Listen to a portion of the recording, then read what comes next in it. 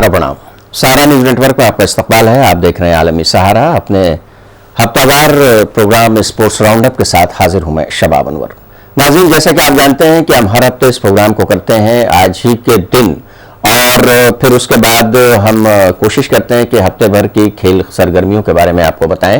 लेकिन कभी कभी हमें अपने प्रोग्राम के फॉर्मेट को कुछ बदलना भी पड़ता है, तो हमारे प्रोग्राम को फॉर्मेट को बदलना पड़ता है। कभी पूरे हफ्ते की खेल सरगर्मियों को हम आपको दिखाते हैं, कभी किसी ऐसी शख्सियत के बारे में खुद उन्हीं से बात करते हैं जिन्होंने खेल के मैदान में हिंदुस्तान का नाम मुल्क से लेकर बैरून मुल्क तक रोशन किया है। तो आज भी हमने अपने प्रोग्राम का फॉर्मेट बदला है। आज एक शख्सियत पर बात होगी, और वो शख्सियत ऐसी है जिसने कि हिंदुस्तान के फुटबॉल को पूरी दुनिया में हिंदुस्तान के फुटबॉल का परचम लहराया है पिछले कई दहाइयों से। अगर बात की जाए, आप हिंदुस्तान के साबिक कप्तान रहे हैं फुटबॉल टीम के, इसके अलावा आप हिंदुस्तानी फुटबॉल टीम के साबिक टेक्निकल डायरेक्टर रहे हैं, आप वेस्ट बंगाल फुटबॉल टीम के साबिक हेड कोच रहे हैं, इस वक्त तेलंगाना फुटबॉल जो एसोसिएशन है फुटबॉल टीम है उसको कोच कर रहे हैं। और जो सबसे बड़ी अचीवमेंट जिसके बारे में कहा जाए कि आपको हुकूमत हिंद की तरफ से लाइफ टाइम अचीवमेंट अवार्ड भी दिया जा चुका है, जो फुटबॉल के शोबे में आपने कारनुमाया अंजाम दिए हैं। तो आज हम बात करेंगे जनाब शब्बीर अली साहब से। फुटबॉल को जानने वाला नई नस्ल का भी बंदा अगर फुटबॉल से मोहब्बत रखता है, दिलचस्पी रखता है, तो शब्बीर अली का नाम ज़रूर जानता है। जिस तरह से हर फुटबॉल प्रेमी लोहा सिंह को ज़रूर जानता है, उसी तरह से शब्बीर सिंह, शाहिद हकीम, इन लोगों को सब जानते हैं। हमारी खुशकिस्मती है कि आज शब्बीर अली साहब ने हैदराबाद से हमारे साथ लाइव होने का जो वादा किया था आज पूरा किया था। आपका इस प्रोग्राम में हम खैर मकदम करते हैं शब्बीर अली साहब। शुक्रिया साहब, मेरे को भी बहुत खुशी हुई। तो आइए नाज़रीन जी शुरू करते हैं स्पोर्ट्स राउंडअप।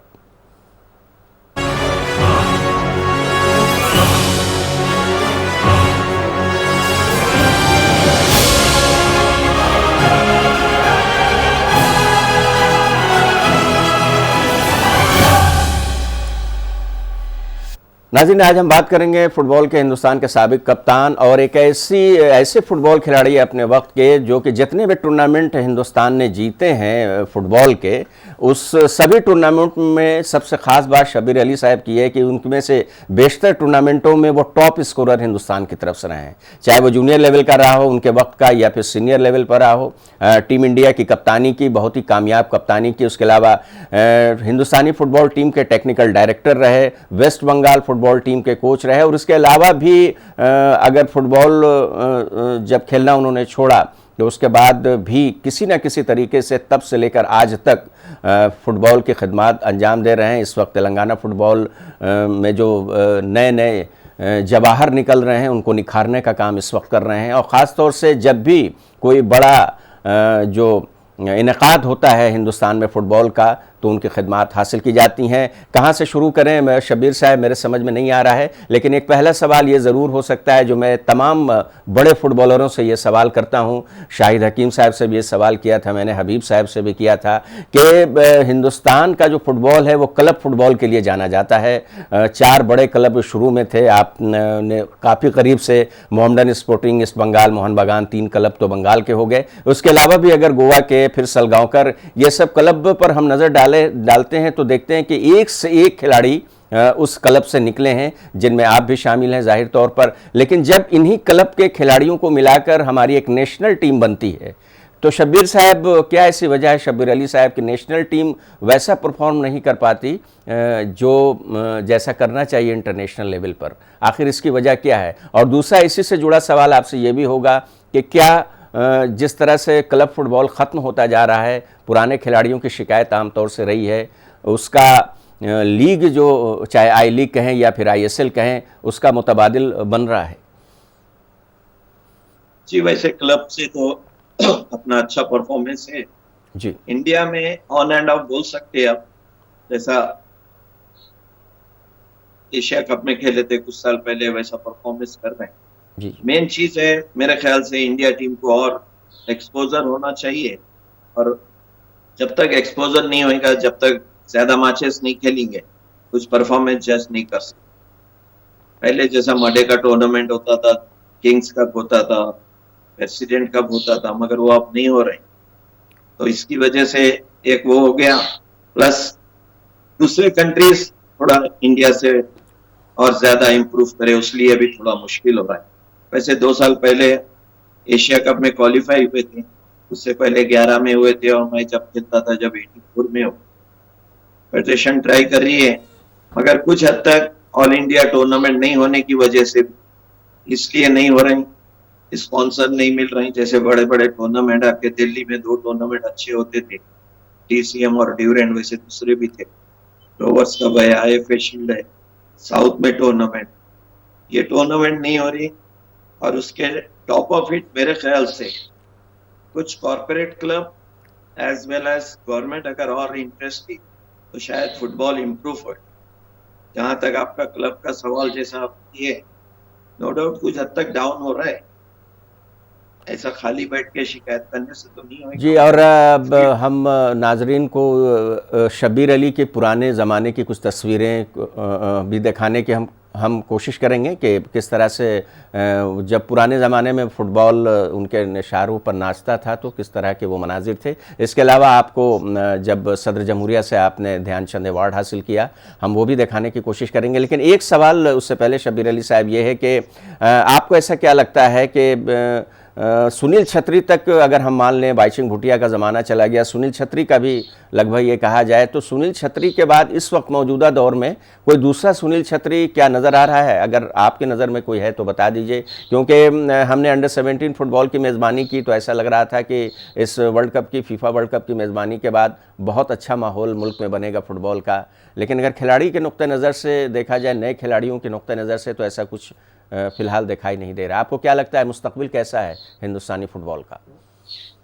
जी है, जैसा था वैसी है, उम्मीद है कि इम्प्रूव होएगा। अनिरुद्ध थापा भी अच्छे उभरते हुए खिलाड़ी है, अभी जैसा लिस्टन अच्छा खेले, नजारे अच्छा खेल रहे हैं आईएसएल में, तो ये लोग से उम्मीद करती जा सकती है। वैसे जे से उम्मीद थी, मगर वो बहुत टाइम से इंजर्ड है, तो शायद उनसे उम्मीद कम है। अनिरुद्ध थापा से ज्यादा होंगे। वैसे अभी कुछ लड़के यंगस्टर भी इसमें अच्छा खेल रहे हैं। और एक चीज देखने को आई, जैसा आज मोहम्मडन का आई लीग का खेल हुआ, ओले के गोल से जीते, मगर वो परफॉर्मेंस मोहम्मडन का जो हमारे टाइम पे है वो नहीं है। वो इसलिए है कि सब क्रीम आईएसएल में चल। अब आईएसएल का फुटबॉल देखे के बाद आई लीग का फुटबॉल देखे तो बहुत फर्क। अब क्लब को चाहिए और इम्प्रूव करें, और मेरे ख्याल से अगर फेडरेशन आईएसएल को थ्रू आउट द ईयर करेंगे या कुछ टूर्नामेंट और कंडक्ट करेंगे, वैसे तो संतोष ट्रॉफी करते जो पहले 1 नंबर टूर्नामेंट माना जाता था, तो उतना इम्पोर्टेंट नहीं है, 4-5 नंबर पे आ गया। वैसे अगर ऑल इंडिया कुछ टूर्नामेंट हुए तो शायद प्लेयर आ सके। और जब तक के लीग ना हो कोई, जैसा सब में बड़ा आईएफए लीग था कलकत्ता का, मगर वही अभी 2-3 महीने में खत्म हो जा रहा है। ये साल तो खैर चलिए गड़बड़ी कोरोना वायरस की वजह से नहीं हुआ, मगर इससे पहले भी वो उतना अच्छे से नहीं हो रहा था जैसे हमारे टाइम में या उसके बाद था। अब इसलिए कुछ नहीं हो रहा है कि आईएसएल आ गया और आई लीग आ गया, और ये आई लीग और आईएसएल को अगर लॉन्गर ड्यूरेशन करे और कुछ इम्पोर्टेंस डोमेस्टिक टूर्नामेंट या लीग पे दे, तो मेरे को उम्मीद है कि कुछ टूर्नामेंट परफॉर्मेंस या अच्छे खिलाड़ी मिलने की उम्मीद है। जी बिल्कुल, तो एक बात तो साफ तौर पर नज़र आ रही है, आपका भी ये दर्द छलक रहा है कि जो क्लब टूर्नामेंट थे उसमें से ज़्यादा खिलाड़ी निकलते थे, और अब जब लीग शुरू हुई है, हालांकि अगर देखा जाए कि ख़ास लीग जिसके का दर्जा अगर दिया जाए तो आई लीग है। आईएसएल और आई लीग में क्या फ़र्क आपको नज़र आता है ख़ास तौर से शब्बीर साहब? जी बहुत फर्क है। अभी जी एक ही मैं अभी बोल दिया, मोहम्मडन का आज खेला देखा, किसको क्रिटिसाइज करने की बात नहीं। वो स्टैंडर्ड जो है आईएसएल का बहुत अच्छा है, कुछ अच्छे फॉरेन प्लेयर है, नो डाउट। वैसे फॉरेन प्लेयर इससे पहले इंडिया में नहीं है, जो भी फॉरेन प्लेयर है वो करंट में वो लोग का उतना वो नहीं है वर्ल्ड में, मगर फिर भी इंडिया के हिसाब से वो अच्छे फॉरेन। एक चीज आपको मैं बोल देना चाहूँ, जब मेरा लास्ट ईयर था 87 में ढाका में जाके खेला विक्टोरिया स्पोर्टिंग कुछ 4-5 महीने, तो वो लोग ये बोल रहे थे हम लोग बाहर से प्लेयर ला रहे हैं। विक्टोरिया तो छोटी टीम थी, जैसा मोहम्मडन में अच्छे प्लेयर थे अबानी, हम लोग इसलिए ला रहे हैं कि हमारे प्लेयर ये लोग के साथ खेल के ये लोग का भी कॉन्फिडेंस और गेम इम्प्रूव। और वो चीज कुछ हद तक मेरे को आईएसएल में देखने को, जो लड़के कुछ नहीं, कल ही देखिए लिस्टन कोलासो जैसे 2 गोल किए, नजारे 2 गोल किए, दूसरे प्लेयर हाँ बहुत अच्छे खेल रहे हैं, अनिरुद्ध थापा है। तो उम्मीद है कि ये लोग भी आ जाएंगे। और जब तक कंपटीशन अच्छा नहीं हुआ कुछ नहीं हो सकता। ISL no doubt I league से बड़ा है, आई लीग से अच्छा हो रहा है, मगर आई लीग को भी फेडरेशन को इम्पोर्टेंस देना चाहिए, साथ साथ डोमेस्टिक। और आईएसएल अगर फुल साल का करेंगे जैसा दूसरे लीग हो रहे हैं, या ज्यादा टीम अगर लिए, तो डेफिनेटली फुटबॉल इम्प्रूव होने के चांसेस है। जी बिल्कुल सही कहा आपने। आई लीग और आईएसएल का फ़र्क शब्बीर अली बता रहे थे। और शब्बीर भाई, एक बात जो ख़ास तौर से खुल करके सामने आई है, कई फुटबॉलरों से मेरी बातचीत अक्सर होती रहती है, ऑन एयर भी बात हुई है कई लोगों से, उनका ये कहना है कि पुराने जो फुटबॉलर हैं जिन्होंने ओलंपिक या फिर वर्ल्ड कप या फिर इंडिया टीम की क़यादत की है, शायद इंडियन फुटबॉल फेडरेशन या फिर उनका इशारा हुकूमत की तरफ होगा, जो सरपरस्त हैं फुटबॉल के, ये लोग उनकी ज़्यादा खदमात हासिल नहीं कर पाते। हालांकि खदमात के इतराफ़ में ध्यानचंद अवार्ड दे दिया गया है, लाइफ टाइम अचीवमेंट अवार्ड दे दिया गया है, लेकिन जब मौका आता है उनसे कुछ सीखने का तो शायद उनको लोग भूल जाते हैं। इस तरह की शिकायत है। क्या आप इस तरह की शिकायत आप भी अपने दिल में रखते हैं? तो ऐसा कुछ बोल के फायदा नहीं, कुछ तो हुए मेरे साथ भी, अभी नहीं, 89 में जब मैं कैप्टन था ड्यूरे में मेरे को नहीं हुआ। जी। हालांकि 2011 में गवर्नमेंट तो वर्ल्ड कप करी थी, फेडरेशन करी, तो उसमें भी हालांकि मैं तो यूथ टीम का कैप्टन रह चुका हूँ, जो आखिरी बार एशिया ट्रॉफी इंडिया में आई थी, मगर गवर्नमेंट से कोई इनविटेशन नहीं आया। और फेडरेशन थोड़ा ट्राई कर रही है, जैसा अभी एक पुराने प्लेयर को अभिषेक यादव को जी। जी। डिप्टी बना दी है, टेक्निकल कमेटी है, कुछ प्लेयर लोग का तो सपोर्ट ले रहे हैं। वैसे सबका सपोर्ट तो या सबका राय मशवरा तो फेडरेशन नहीं ले सकती, कुछ हद तक ले रही हूँ। टेक्निकल कमेटी है जिसकी श्याम थापा हेड कर रहे हैं, दूसरे प्लेयर्स है डिफरेंट स्टेट से, तो वो कमेटी जो बोलती है उसके ऊपर वो लोग प्रपोजल को एक्सेप्ट करते हैं। फेडरेशन ले रही है हेल्प एक्स कुछ एक्स प्लेयर के, मगर कहाँ तक मैं इसलिए नहीं बोल सकता हूँ क्योंकि मैं अटैच नहीं हूँ। टेक्निकल कमेटी में श्याम थापा है, दूसरे प्रशांतो है, पहले प्रोसोन था, और प्लेयर है अभी भाई भी रह चुके। तो वैसे तो फिलहाल तो कुछ हेल्प ले रही है, मगर और ज्यादा हेल्प दी तो शायद और अच्छा हो। जी, ये जितने पुराने खिलाड़ी हैं सबका ये कहना है कि उनके जो तजुर्बे हैं उनका फ़ायदा अगर सरकार या फुटबॉल फेडरेशन उठाना है तो उठाता है तो अच्छी बात रहेगी। एक और मेज़बानी होनी है विमेंस की, फीफा की। हम उम्मीद करेंगे कि उस वक्त आप लोग की खिदमात और बढ़ चढ़ कर हासिल की जाएंगी। इस वक्त अब आप तेलंगाना फुटबॉल को की कोचिंग कर रहे हैं। तेलंगाना फुटबॉल कितना अगर वहाँ से एक्सपोजर मिल रहा है वहाँ के फुटबॉलरों को, अगर देखा जाए जूनियर और सीनियर लेवल पर? जी, उससे पहले मैं एक बात करना जी। चाहता हूँ। जी। मेरे ख्याल से जो भी सीनियर प्लेयर है, जी। जी। अगर अपने अपने एसोसिएशन में या कोई टीम अगर फॉर्म करके उसको चलाए, या कोई अगर प्लेयर प्रोड्यूस करे, तो मेरे हिसाब से फुटबॉल के लिए और अच्छा होगा। जैसे मैं अपनी तारीफ नहीं कर रहा हूँ, मैं और कुछ दोस्त मिलके Hyderabad Abbas Indian football club चलाते हैं बहुत से साल से, और अल्लाह के फजल से हर साल एक बच्चा सीनियर स्टेट टीम में या 2 बच्चे जाते हैं या एज ग्रुप में जाते हैं, और वो फर्स्ट डिवीजन टीम में खेल रहे हैं। वैसे तेलंगाना फुटबॉल एसोसिएशन ट्राई कर रही है, मगर अगर टूर्नामेंट हुए तो और अच्छा होगा, जैसे निजाम गोल्ड कप और नेहरू कप वैसे कोशिश करते हैं। मेरा इस हद तक सवाल है, जब तक कि नेशनल टीम में खेलता हूँ 2 महीने 3 महीने वही रहता है। इसके अलावा हैदराबाद के लिए एक खास चीज ये हुई कि हम लोग आउट ऑफ पिक्चर चले गए थे 2000। मेरे को सरकाऊ करके सेक्रेटरी पूछे क्या हैदराबाद में भी फुटबॉल होता है, मेरे को इतनी शर्म की बात थी, एटलीस्ट लीग हो रहा है। और सबसे बड़ी बात यह है, हैदराबाद एफसी टीम आईएसएल में खेल रही है, और लास्ट ईयर लेट एडिशन हुआ था, ये साल बहुत अच्छा परफॉर्मेंस दे रहे हैं। उम्मीद है कि और करेंगे लोग, और इसकी वजह से एज ग्रुप के प्लेयर को बहुत से उम्मीद है कि हैदराबाद एफसी में होंगे। और एक सबसे बड़ी चीज है, 2-3 साल से हैदराबाद जो बहुत टीमों को या बहुत एक्स प्लेयर को नहीं मालूम है, जैसा श्रीनिधि फुटबॉल एकेडमी, ये स्कूल है लोग का मोइनाबाद में हैदराबाद में, ये लोग अजीज नगर में स्कूल चलाते हैं, उसके साथ एकेडमी है, एज ग्रुप के टीम है। और सबसे अच्छी बात मेरे को लगी है ये लोग पब्लिसिटी छोड़ के आई लीग में नहीं आए, आई लीग सेकेंड डिवीजन में नहीं आए, हैदराबाद का थर्ड डिवीजन लीग से खेले। और ये लोग का एम एज ग्रुप टीम का ही है। अभी ये लोग आई लीग में एंट्री मिली, नेक्स्ट ईयर से विशाखापट्टनम में खेलेंगे तो और हैदराबाद और आंध्रा के लिए और अच्छी बात है। मगर खास चीज यह है, सिनेटी स्पोर्ट्स क्लब जो माई उनके ओनर है अभिजीत है, लोग बहुत अच्छा काम कर रहे हैं और उम्मीद है कि यहाँ से भी प्लेयर उठेंगे। और हैदराबाद एफसी आने से वो भी हैदराबाद के फुटबॉल के मैप पे आ गई और फुटबॉल के लिए और हैदराबाद के लिए बहुत अच्छा होगा। तो चलिए शब्बीर भाई, एक ब्रेक का वक्त हो गया, आप हमारे साथ बने रहिएगा। एक छोटा सा वक्फा लेंगे, उसके बाद बात करेंगे आपका जो फुटबॉल का सफ़र है ख़ास तौर से उसके बारे में हम बात करेंगे कि किस तरह से आप के फुटबॉल का सफ़र शुरू हुआ और जो अचीवमेंट है वो जाहिर सी बात है बयान करने के नहीं है। पूरा हिंदुस्तान और हिंदुस्तान से बाहर के लोग भी जानते हैं कि आपने किस तरह से फ़ुटबॉल खेली है और किस तरह से हिंदुस्तानी फ़ुटबॉल को ऊंचाइयों पर पहुंचाया। एक खिलाड़ी, एक कप्तान के अलावा एक टेक्निकल डायरेक्टर के तौर पर जो रोल आपका रहा है वो भी नाकाबिले फरामोश है। और इसके अलावा आपने जिसने कोच की हैसियत से जो फ़राइज़ अंजाम दिए हैं, तो एक हरफन मौला अगर कहा जाए कि एक किरदार आपका रहा है हिंदुस्तानी फ़ुटबॉल में, हम उसके बारे में आपसे बात करेंगे। एक छोटा सा वक्फा लेते हैं।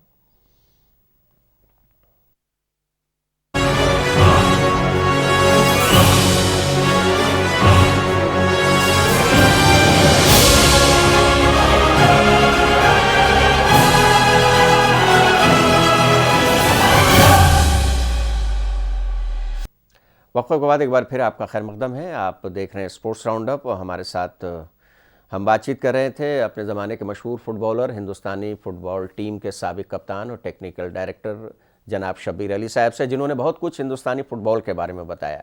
अब जो ये सेगमेंट है, हम चाहेंगे कि ख़ुद शब्बीर अली साहब जो कि बहुत मुतमईन होंगे अपनी परफॉर्मेंस से, किस तरह से आपका फ़ुटबॉल का सफ़र शुरू हुआ, पहला क्लब कौन सा था, आखिरी जो इंटरनेशनल मैच था आपने कब खेला, ये हमारे नाजरीन के लिए थोड़ा बताएं।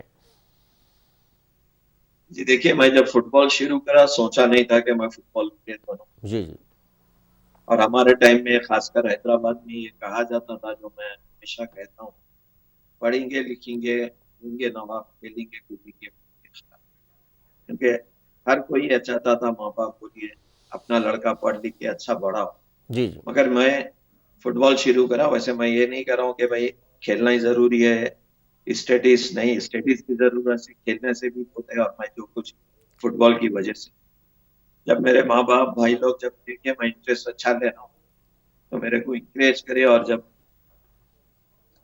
शुरू कर दिया, और जब मेरी शादी के बाद मेरे वाइफ और बच्चे मेरे को हेल्प किए। और सबसे पहले मैं अब्बास इंडियन क्लब से शुरू करा। मैं जो अभी आपको बोला हूँ, हम लोग क्लब चलाते हैं, जी जी। अब्बास इंडियन क्लब का प्रोडक्ट वहां से निकला और अभी भी अल्लाह के फजल से ये टीम चल रही है। फिर जूनियर स्कूल खेले, स्कूल के बाद जूनियर स्टेट खेले, और हर खिलाड़ी की यही ख्वाहिश रहती, स्कूल खेले, यूनिवर्सिटी खेले, स्टेट, फिर उसके बाद जॉब और इंडिया। मेरा भी वैसी हुआ। वैसे यूनिवर्सिटी तो नहीं खेला, junior state, senior state, junior India, India. और मैं सोच भी नहीं सका था जब शुरू होऊंगा कि मैं इतना फुटबॉल खेल सकूंगा। और मैं जो कुछ भी हूँ फुटबॉल की वजह से, पहले अब्बास यूनियन, फिर हैदराबाद आर्सेनल, उसके बाद स्पेशल पुलिस से जब बॉम्बे खेलने गया था, उससे पहला मैं जूनियर इंडिया भी रिप्रेजेंट किया था। बॉम्बे से ऑफर आया, टाटा स्पोर्ट्स क्लब में गया, वहां स्टैब्लिश किया, वहां से सीनियर इंडिया। और वही टाइम पे मोहम्मदन से भी ऑफर आया तो मैं नहीं गया था। एक सलाम साहब थे ओलंपियन, जो सब जानते हैं, उनसे मैं मशवरा लिया, क्योंकि मेरे कोई फादर बोलिए या ब्रदर बोलिए फुटबॉल नहीं खेले, गलती से मैं ही खेला और ये पोजीशन पे आ गया। तो सलाम साहब भी मेरे को गाइड करे बॉम्बे जाने के लिए, और मेरे लिए इसलिए अच्छा हुआ, मेरी बहन और रिलेटिव्स थे, और मैं वहां से स्टैब्लिश करके फिर 78 में ईस्ट बंगाल में गया। जबकि सब समझ रहे थे, हालांकि मेरी जॉब अच्छा था, घर था, मगर स्टैब्लिश करके कलकत्ता गया। और कलकत्ता भूल नहीं सकते आप, जो मेरा खैर मकदम किए वो लोग, कलकत्ता ये फुटबॉल की थी। वहां और स्टैब्लिश हुआ, मैचर्ड हुआ, इंडिया की कैप्टन से भी मिली बात। फिर उसके बाद लास्ट जो जी कुछ महीने बचे थे, मैं बांग्लादेश जाके विक्टोरिया स्पोर्टिंग से खेला और यही सोचा था जब तक कलकत्ता में रहूं फर्स्ट 11 में खेलूं। ईस्ट बंगाल के बाद मोहम्मडन में 8 साल खेला, उसमें तकरीबन पूरे टूर्नामेंट खेले और खासकर मेरी चैंपियनशिप में 9 ट्रॉफी 5-6 जी रनर्स अप। शबीर भाई, कई ऐसे टूर्नामेंट के बारे में हमें इत्तला है जिसमें आप हिंदुस्तान की तरफ से टॉप स्कोरर थे और हिंदुस्तान ने उस टूर्नामेंट को जीता था। क्या अब आप उसके बारे में कुछ बताएंगे हमारे नाजरीन को? जी हाँ, मैं आ रहा था क्लब खत्म करके इंडिया, जी उसके बाद स्टेट खेला, वहां से फिर रिटायर होने के बाद कोच बना, असिस्टेंट कोच पहले बना टाटा स्पोर्ट्स क्लब से। जब हम लोग हैदराबाद में खेले, दूसरी जगह खेले, हम लोग ट्रॉफी जीते जो कोई सोच नहीं सकते थे। वहां भी मेरी कैप्टनसी में गोवा में जीते। फिर उसके बाद ईस्ट बंगाल से ड्यूरेंट जीते, ज्यादा ट्रॉफी नहीं है, खाली 2 साल में 12-13 महीने खेला कि फिर टीम बन हो गई। उसके बाद मोहम्मडन से तकरीबन हर ट्रॉफी जीते, खासकर 2 बार जो फेडरेशन कप जीते 83, 84। पहले federation cup India club side का बड़ा टूर्नामेंट माना जाता और उसकी चैंपियन ही एशिया में जाके खेलती थी, इंडिया को रिप्रेजेंट करती थी। और मोहम्मडन में जब तक था मैं 87 तक, 83, 84 कैप्टन था, 87 तक खेला, हम लोग पूरे ट्रॉफी जीते। और उसके बाद 90 में जब कोच हुआ, फर्स्ट ईयर मेरी जब कोचिंग थी, उसमें हम लोग पूरे ट्रॉफीज जीते।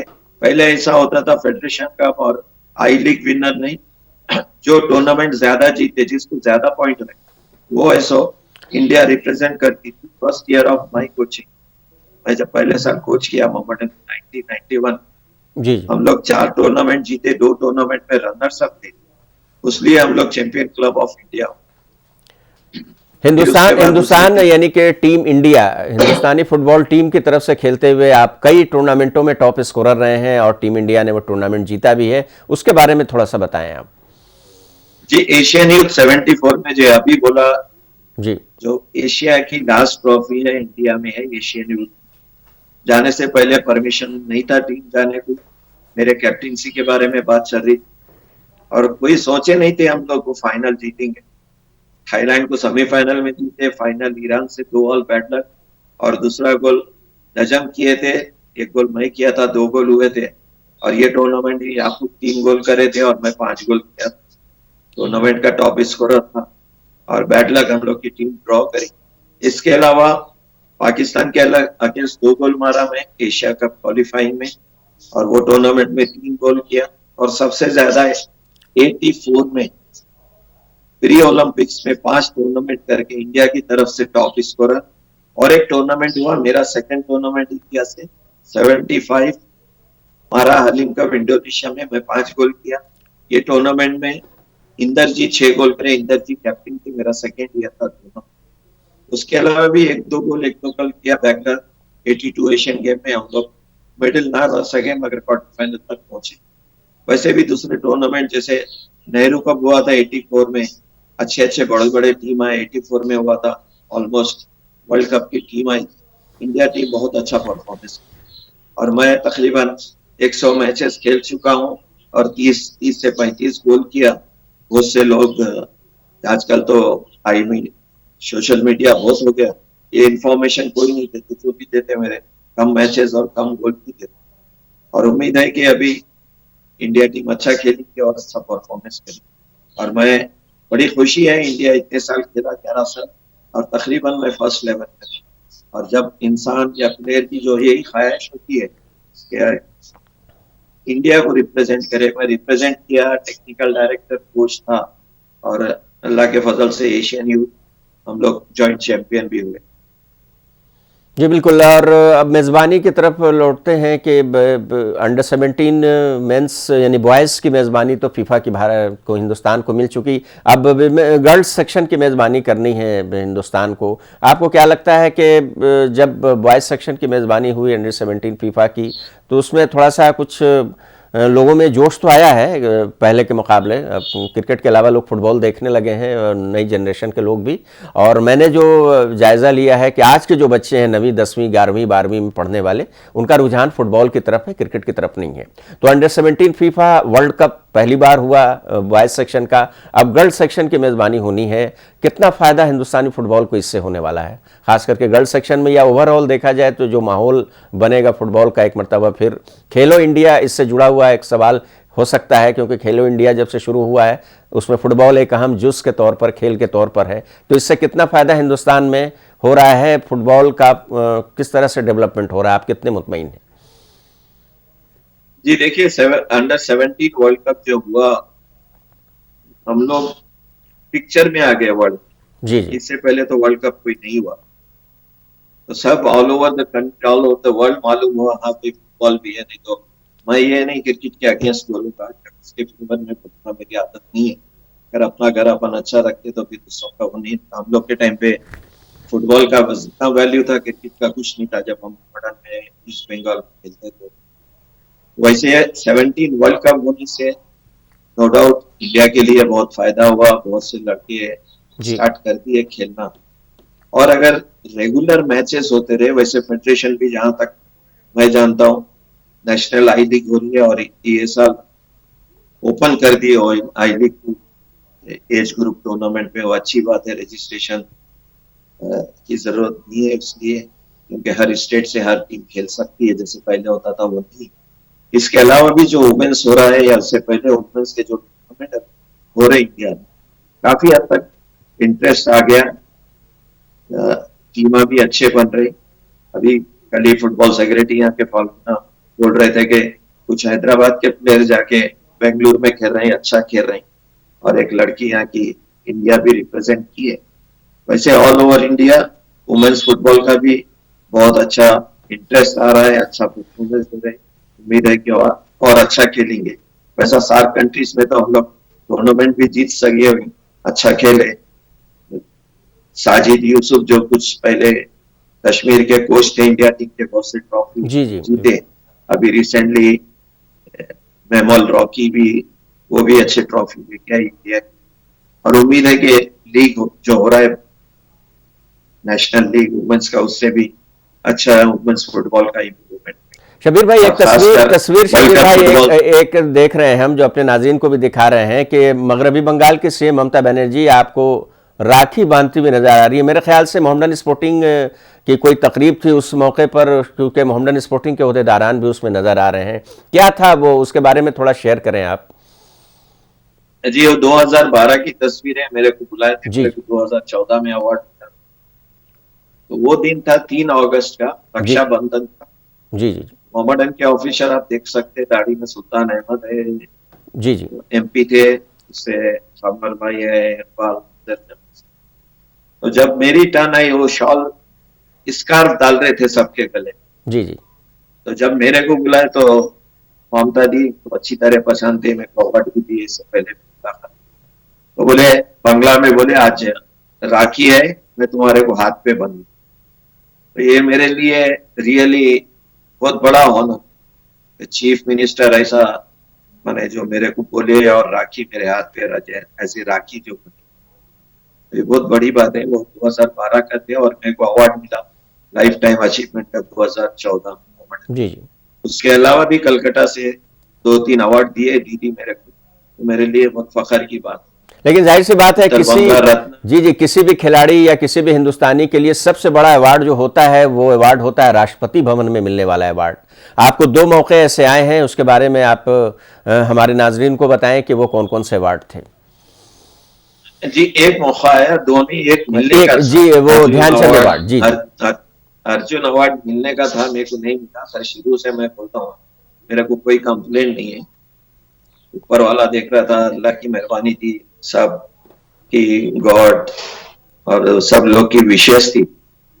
इसलिए फुटबॉल छोड़ने के बाद जब मैं कोचिंग शुरू करा, कोचिंग में अच्छा परफॉर्मेंस दिया, खासकर जैसा मोहम्मद ने अभी बोला 90 में और सरडाउन करने। जी जी और उसके बाद बंगाल टीम को 2 बार चैंपियन बनाया।